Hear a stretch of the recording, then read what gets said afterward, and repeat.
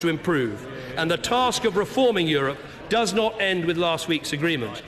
But with the special status this settlement gives us, I do believe the time has come to fulfil another vital commitment this government made, and that is to hold a referendum. So, Mr.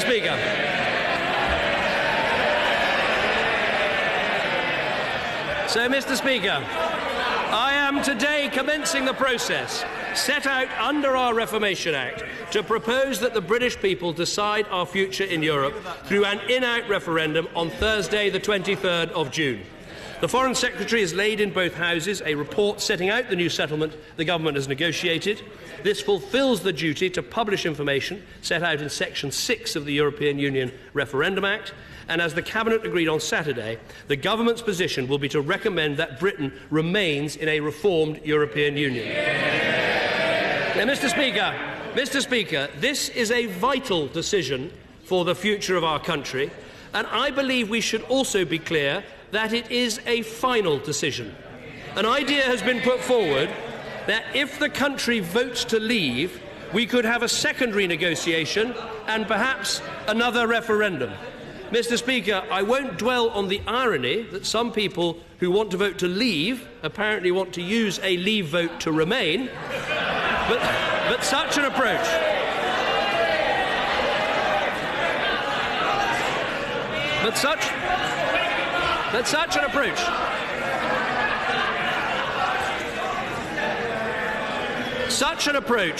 also ignores more profound points about democracy, diplomacy and legality.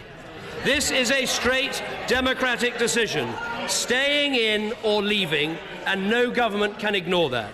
Having a second renegotiation followed by a second referendum is not on the ballot paper. And for a Prime Minister to ignore the express will of the British people to leave the EU would not just be wrong, it would be undemocratic.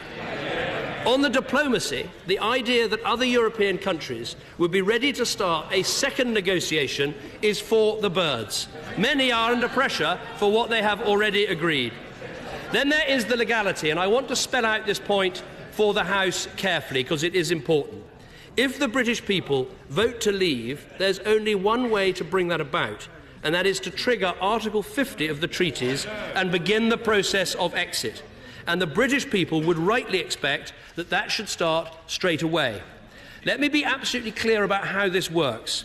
It triggers a 2-year time period to negotiate the arrangements for exit.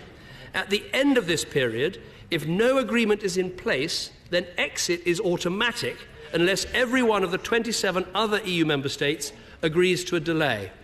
And we should be clear that this process is not an invitation to rejoin, it is a process for leaving.